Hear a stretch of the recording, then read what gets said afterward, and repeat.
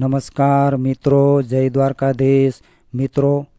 અંતરમાંથી નીકળેલા સાચા આશીર્વાદની કેટલી પ્રચંડ તાકાત હોય છે અને એનું કેટલું મહત્ત્વ હોય છે એ આ કહાની ઉપરથી સ્પષ્ટપણે સાબિત થાય છે। મિત્રો, અંતરના આશીર્વાદમાં કેટલી શક્તિ હોય છે એ જાણવા માટે એકવાર આ વિડીયો જરૂર સાંભળી જુઓ। આ વિડીયોના માધ્યમથી તમને જાણવા મળશે કે કોઈનું પેટ ઠારવાથી એના અંતરમાંથી નીકળેલા આશીર્વાદમાં અને દુઆમાં કેટલી શક્તિ હોય છે। તો મિત્રો, મારી તમને વિનંતી છે કે આ નાનકડા પ્રસંગના અંત સુધી જરૂરથી જોડાયેલા રહેજો અને પસંદ આવે તો વિડીયોને લાઇક, શેર અને ચેનલને સબસ્ક્રાઈબ જરૂરથી કરજો અને કોમેન્ટમાં જય દ્વારકાધીશ અવશ્ય લખજો, જેથી દ્વારકાધીશની કૃપા આપણને પ્રાપ્ત થાય। મિત્રો, એક નાના એવા ગામમાં ભીમો નામનો એક યુવાન રહેતો હતો। આ યુવાન બાળપણથી જ ખૂબ સેવાભાવી અને પરોપકારી સ્વભાવનો વ્યક્તિ હતો। એ હંમેશા જરૂરિયાતમંદ લોકોની અને દુખિયારા લોકોની સેવા ચાકરી કરતો, તેથી એને આશીર્વાદ અને દુઆઓ મળતી। એકવાર બરાબર ધોમધખતા ઉનાળાનો સમય હતો, એટલે ભીમાએ એવો વિચાર કર્યો કે આ જંગલના રસ્તે ઘણે દૂર સુધી ક્યાંય પાણી નથી અને અહીંથી પસાર થઈ રહેલા લોકો પાણી વગર પરેશાન થઈ રહ્યા છે। એટલે ભીમાએ આ અંતરિયાળ વિસ્તારમાં પાણીનું પરબ ચાલુ કરવાનો નિર્ણય કર્યો અને એકમાત્ર સેવાના હેતુથી અને સેવાના ભાવ સાથે ભીમાએ વગડાના અંતરિયાળ વિસ્તારમાં રસ્તાની બાજુમાં એક વડલાના ઝાડ નીચે ભીમાએ પાણીનું પરબ ચાલુ કર્યું। આ રસ્તે આવતા જતા મુસાફરો પરબે પાણી પીને પોતાની તરસ છીપાવતા અને થોડીવાર ત્યાં વડલાના છાંયે વિશ્રામ પણ કરતા। હવે ધીરે ધીરે સમય વીતવા લાગ્યો અને આ પરબે રોજ 4 અજાણ્યા લોકો પાણી પીવા માટે આવતા। પાણી પીધા પછી તેઓ થોડીવાર ત્યાં વડલાના છાંયે બેસીને આરામ કરતા અને ભીમા સાથે વાતો પણ કરતા। થોડીવાર વાતો કરીને એ 4 વ્યક્તિઓ ત્યાંથી જતા રહેતા। આવી રીતે રોજ પરબે પાણી પીવા આવવું એ હવે આ 4 વ્યક્તિઓનો નિત્યક્રમ બની ગયો હતો। એક દિવસ ભીમાના મનમાં એવો વિચાર આવ્યો કે આ 4 વ્યક્તિઓ કોણ હશે જે રોજ અહીંયા પાણી પીવા માટે આવે છે અને મારી સાથે વાતો કરે છે, પરંતુ હું તો આ વ્યક્તિઓ વિશે કંઈ જાણતો નથી। એટલે એક દિવસ આ 4 જણને પૂછ્યું કે મિત્રો, તમે રોજ અહીંયા પાણી પીવા માટે આવો છો, પાણી પીને મારી સાથે વાતો કરો છો અને થોડીવાર આરામ કરીને પછી તમે લોકો જતા રહો છો, પરંતુ મને એ તો કહો કે તમે કોણ છો અને ક્યાંથી આવો છો અને ક્યાં જાઓ છો? ત્યારે એ 4 જણા કહેવા લાગ્યા કે મિત્ર, અમારી ઓળખાણ કાઢવાનું તું રહેવા દે, તું અમારી વાત સાંભળીને ડરી જઈશ। ત્યારે ભીમો આગ્રહ કરીને કહેવા લાગ્યો કે નહીં મિત્રો, તમે બિંદાસપણે તમારી ઓળખાણ આપો, હું ડરીશ નહીં। એટલે એ 4 વ્યક્તિ કહેવા લાગ્યા કે મિત્ર, તું તારું કાળજું કઠણ રાખીને અમારી વાત સાંભળજે, કેમ કે અમે અમારી ઓળખાણ આપશું ત્યાર પછી તને અમારાથી ડર લાગવા લાગશે। એટલે હજુ પણ અમે કહીએ છીએ કે અમારી ઓળખાણ કાઢવાનું તું રહેવા દે। ત્યારે ભીમાએ ખૂબ આગ્રહ કર્યો, એટલે એ 4માંથી એક જણ કહેવા લાગ્યો કે તો સાંભળ મિત્ર, અમે 4 યમના દૂતો છીએ અને અમે રોજ કોઈનો જીવ લેવા માટે આ પૃથ્વી ઉપર આવીએ છીએ। આવી વાત સાંભળતા જ ભીમો કહેવા લાગ્યો કે ભાઈ, તમે યમના દૂતો હોય તો મારું એક કામ કરો ને। એટલે દૂતો કહેવા લાગ્યા કે મિત્ર, અમે રોજ તારું પાણી પીએ છીએ, તારી સાથે વાતો કરીએ છીએ, તો પછી તારું કામ કરવાની અમે ના કેવી રીતે પાડી શકીએ? બોલ, તારે શું કામ છે? એટલે ભીમો કહેવા લાગ્યો કે મિત્રો, મારે મારું મૃત્યુ ક્યારે થવાનું છે અને કેવી રીતે થવાનું છે એ જાણવું છે। તમે કાલે આવો ત્યારે યમરાજા પાસેથી મારું મૃત્યુ કેવી રીતે થવાનું છે અને ક્યારે થવાનું છે એ જરૂર જાણતા આવજો। કંઈ વાંધો નહીં, અમે કાલે જાણતા આવશું કે તારું મૃત્યુ કેવી રીતે થવાનું છે અને ક્યારે થવાનું છે। આવું કહીને યમના દૂતો તો પાણી પીને ત્યાંથી જતા રહ્યા. ત્યાર પછી બીજા દિવસે એ ચારેય યમદૂતો ભીમાના પાણીના પરબે આવ્યા અને પાણી પીધું. પાણી પીધા પછી ત્યાં બેસીને ભીમાને કહેવા લાગ્યા કે મિત્ર, તારું મૃત્યુ તારા વિવાહની પહેલી રાત્રે સર્પદંશથી થવાનું છે. અને આટલું બોલતા જ યમદૂત રડવા લાગ્યો. એટલે ભીમો કહેવા લાગ્યો કે ભાઈ, તમે કેમ રડી રહ્યા છો? ત્યારે યમદૂત કહે છે કે મિત્ર, મને રડવું તો એટલા માટે આવે છે કેમ કે તે દિવસે સર્પનું રૂપ લઈને તને દંશ મારવાનો વારો મારો છે.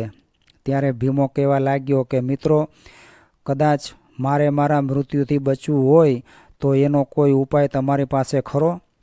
ત્યારે યમદૂતો કહેવા લાગ્યા કે ભાઈ, મૃત્યુ તો કુદરતનું અટલ સત્ય છે અને વિધાતાના લેખને કોઈ રોકી ન શકે. છતાં પણ તું જ્યાં સુધી લગ્ન નહીં કરે ત્યાં સુધી કદાચ બચી શકે છે. આવું કહીને તેઓ પાણી પીને ત્યાંથી જતા રહ્યા અને ધીરે ધીરે સમય વીતવા લાગ્યો. હવે ભીમો ઉંમરલાયક થઈ ગયો હોવાથી એના માતા પિતાને પોતાના દીકરાના લગ્નની ચિંતા થવા લાગી. એટલે એના માતા પિતા દીકરાના લગ્નની વાતો કરવા લાગ્યા. ત્યારે ભીમાએ લગ્ન કરવાની ના પાડી, પરંતુ માતાની મમતા અને પિતાના પ્રેમ આગળ દીકરાને ઝૂકવું પડ્યું. અને એક દિવસ એના માતા પિતાએ ભીમાના ખૂબ ધામધૂમથી લગ્ન કરાવ્યા. હવે જ્યારે જાન પરણીને ઘરે આવી અને સાંજ પડી એટલે લગ્નની પહેલી રાત્રે ભીમો પોતાની નવી નવેલી પત્નીને મળવા જઈ રહ્યો હતો. ત્યારે જ બરાબર નવી પરણીને આવેલી નવોઢા ભોજનનો થાળ રાંધીને પોતાના પતિને જમાડવા માટે મેળી ઉપર પોતાના પતિને આવવાની રાહ જોઈને બેઠી હતી. ભીમો હજુ તો મેળીનો અડધો દાદર ચડ્યો હતો ત્યાં પેલો યમદૂત દાદર વચ્ચે સાપનું રૂપ લઈને બેઠો હતો. સાપને જોઈને જ ભીમો સમજી ગયો હતો કે આ પેલો યમદૂત જ છે. એટલે ભીમો કહેવા લાગ્યો કે મિત્ર, તું જલ્દીથી મને ડંખ મારીને તારી ફરજ પૂરી કર. ત્યારે યમદૂત કહેવા લાગ્યો કે ભાઈ, તારા મૃત્યુને હજુ અડધા કલાકની વાર છે અને હું તને અત્યારે ડંખ મારીશ તો તારે અડધા કલાક સુધી દુઃખી થવું પડશે. એના કરતાં હું અડધા કલાક પછી તને ડંખ મારીશ, જેથી કરીને તારે વધારે સમય દુઃખી ન થવું પડે.